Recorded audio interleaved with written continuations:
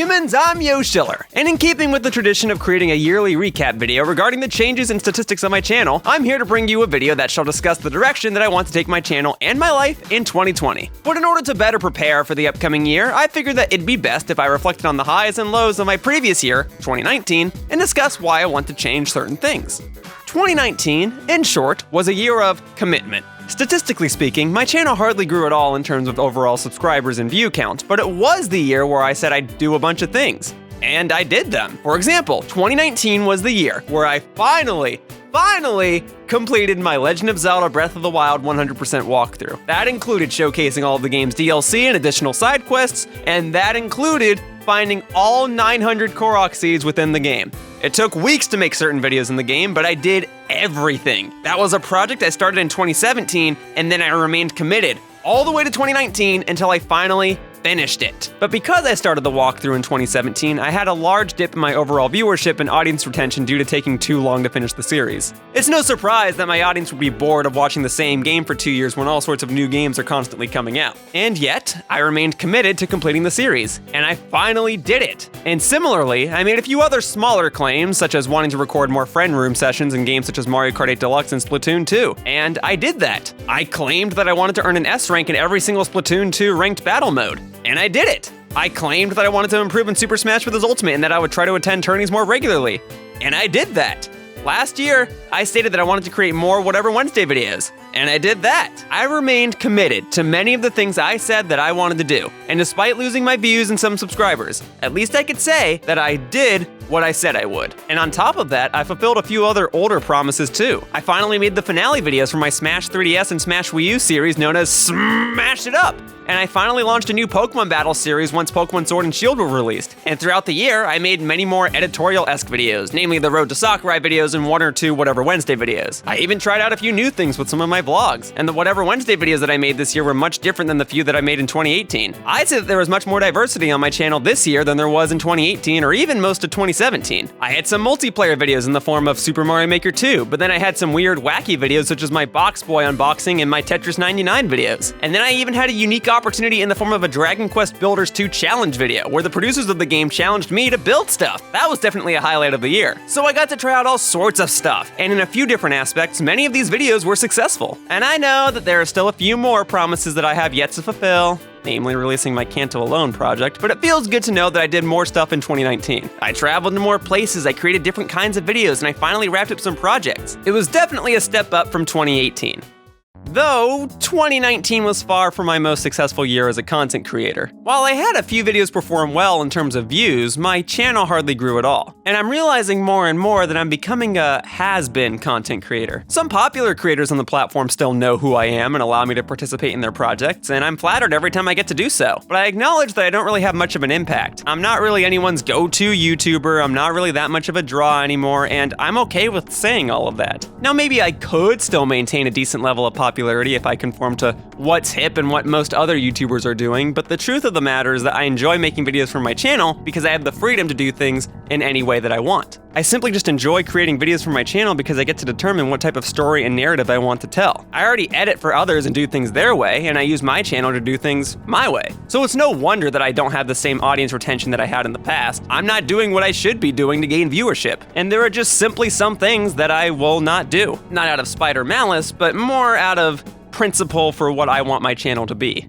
Most other YouTubers tend to seek alternative sources of income in order to be a full-time content creator. This usually means starting a Patreon account, creating a podcast, streaming regularly, or selling merchandise. I have no interest in launching my own Patreon account, as I can't, in good conscience, ask for money from my fans. And even if we apply the logic of, oh, well, you're not asking for money, your fans just want to support you, then I usually resort to saying, well, the best way that my fans can support me is by watching and sharing my videos. I enjoy making videos more when I treat it more similarly to a hobby. Some people say if you do what you love, then you never work a day in your life. But if what you love becomes your work, then you don't really love what you're doing anymore, right? I don't want what I love to feel like work. I want it to feel more like a hobby. That way I can still enjoy doing it in my own time. However, despite being a hobby, I still prefer to make commitments based on self-fulfilling accomplishments. And I was committed to completing Breath of the Wild not because I was hoping fans would donate to me, but rather together because I wanted to stay true to my word. And staying true to my word, in this case, means that I want to earn revenue from my videos because they're successful, rather than asking my fans for funding. The next idea would have been to create a podcast. And while I'm flattered that people enjoy just hearing me discuss random topics, I don't find satisfaction in creating things that are too easy. Podcasts in and of themselves are interesting, but I just don't find satisfaction in creating one for myself. I enjoy creating a video with a specific topic with specific points I want to make and not just ramble on all the time. I don't mind making videos where I ramble on, but I more enjoy creating videos with a specific topic, like this one. A podcast would just be recording my voice and discussing something, right? Well, I enjoy being a video editor because I can at least do fun visual things whenever I feel the need. Woo! I'm a visual guy. But with a podcast,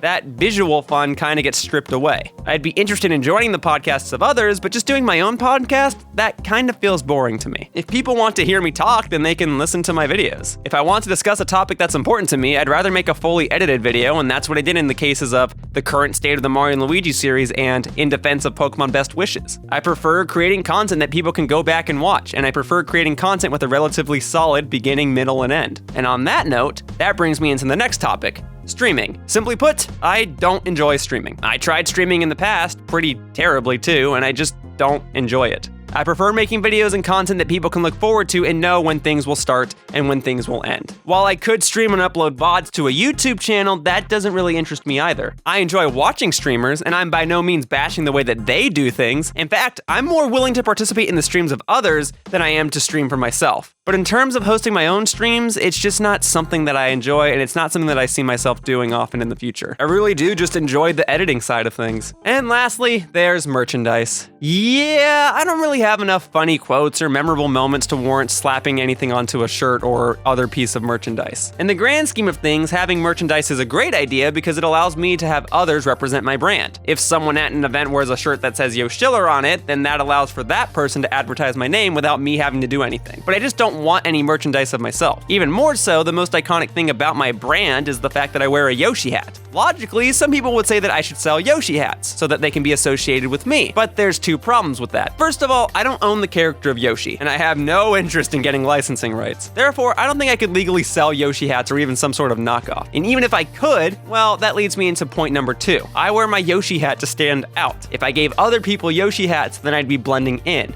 not standing out. Think about it. Most people recognize me because I wear this hat, and that's simply due to the fact that not many people wear Yoshi hats. But if enough people wear Yoshi hats to the point where it becomes normal, then I'll no longer be known as that guy with the Yoshi hat. I'll just simply be another person in a crowd, which is already how things are starting to feel now that I'm becoming more and more of a has-been content creator. If people want to support me, they don't need to buy a sweatshirt from me, they can just watch my videos and let me know that they enjoy them. That means so much more to me. And let's be honest, if I'm becoming more of a has-been content creator and I sell merchandise, then eventually that merchandise will become has-been merchandise and people will forget about that too.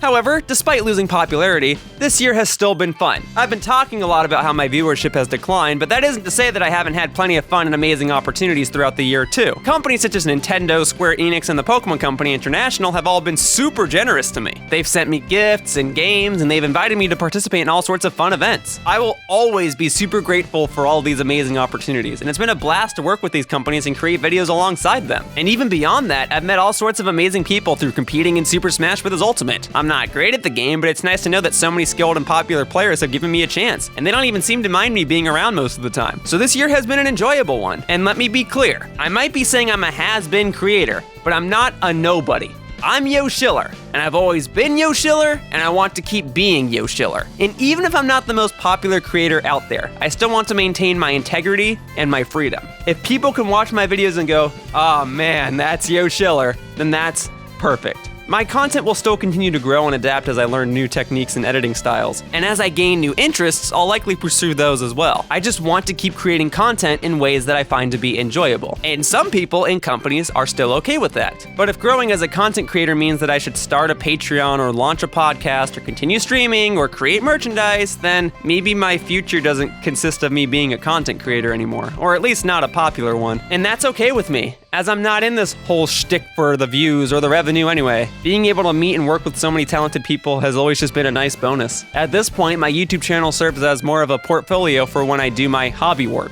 And if that's the case, then yeah, I don't really foresee a future in which I'm making YouTube videos for myself full time. I don't really foresee a future in which I'm the big YouTuber that gets invited to all the events. And you know what? that's okay. It was never my dream to become a huge content creator. It was my dream to one day design a fun and successful video game. And with that thought in mind, after thinking about this throughout 2019, these thoughts helped shape the path that I want to take in 2020. I still want to create all sorts of videos and try out all sorts of video editing styles, as that's still fun to me, and I still want to meet and work with all sorts of creative and talented people, as I just love collaborating with certain creators, but I am approaching 2020 with this mindset. This could be the last year where I put a primary focus on content creation. Maybe in 2021, I instead put my time and effort toward a game design document and pitching a game. Now, nothing's certain, as it's only the beginning of the year. I'm just preparing myself if my channel doesn't receive the growth that I want to see. Things change, people's interests change, and videos change. I've been changing, and I don't think I'm gonna change by starting a Patreon or making merchandise or anything like that. I mean that maybe I should change what I want to do. The types of videos that I create now are much different than what I created 4, 5, and 6 years ago, and personally, I find my videos to be much more enjoyable and even more tolerable now than the videos I made in the past. And I've certainly tried to up my visual presentation in recent years, but who knows? Maybe 4 years from now, I'll look back at my 2019 and 2020 videos and just look at them in total disgust. But I want to try another year of creating videos and see where things go. I want to surprise myself and see how far my channel can go, but be ready in case my channel doesn't go the way that I want. I guess the best way to describe it is, I'm looking at multiple timelines and I'm just trying to determine which one I should go down. But regardless of what happens, I wouldn't say that this year would be the end of me. I don't want people to watch my videos this year and say, this might be the last year Yoshiller makes videos. This won't be the end of Yoshiller. I'll still be around, I just might have a different focus. But with any luck, new opportunities for me will arise, and I'll travel along different paths as they appear. And so, as we approach 2020, I decided to take a look back at my 2019 plans video. And I said that I wanted to create content that persistently got better and better. That is still my goal.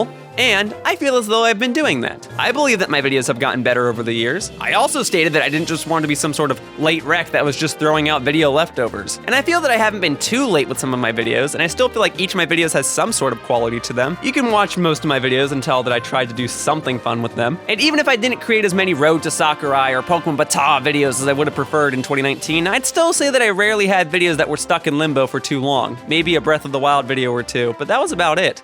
I'd love to get back into making daily videos, but that seems a bit out of the realm of possibility right now. I still want to get back into my routine and schedule of making videos frequently with walkthrough type videos on the weekdays and online multiplayer videos on the weekends with whatever Wednesday videos here and there. And what is more doable is reliably creating my online multiplayer videos. In some situations, video editing has gotten easier. With something such as Pokemon BATAW, matches are quick and easy to record these days, now that I can play and record everything off of my Nintendo Switch. And with something such as Road to Sakurai, I have plenty of videos that I can create that would cover all sorts of topics and events, and I already have plenty of footage for that series. I just need to find enough time to edit each episode. But those videos will still satisfy my need of editing something that feels like it took effort rather than throwing out video scraps. With any luck, I'd love to try and get some sort of video out every weekend once this video is released. In an ideal world, I'd have one video on a weekend be something that I could play by myself, such as a Road to Sakurai video or maybe a solo Mario Kart 8 session, and then I'd have another weekend video be a friend group session, such as a co-commentated Mario Kart session or a Splatoon 2 friend room. I don't know, we'll see. And hey, I want to create more walkthroughs too. That's how I started, and that's my bread and butter. Now that Legend of Zelda Breath of the Wild is finally over,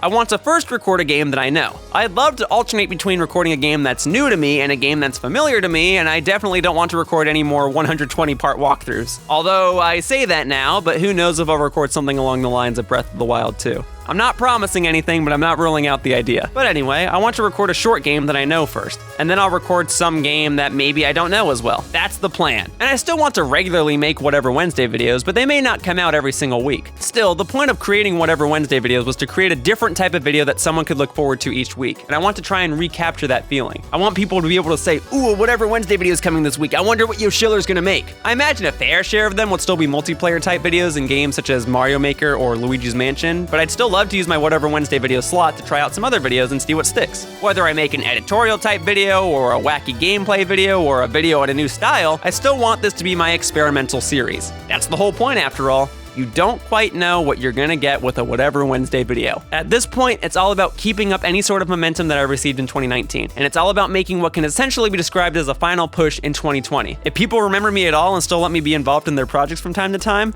then that's enough for me. I still enjoy creating videos, and I still want to pursue all sorts of things. I don't yet know what opportunities will arise or what challenges will come my way, but that's kind of the fun of everything, right? Will sticking to what I know hurt me in the long run, or will that turn out to be my greatest benefit? Let's go into 2020 and see what will happen. For now, That wraps up this 2019 reflection 2020 plans video thing, and I'd like to thank you all for watching. Whether you've supported me from the beginning or a year or even just this video, your support means a lot to me. Thank you. And that's all I can really ask for, is your support. I hope to see you all in future videos throughout this new year. Bye-bye, humans. Whoosh.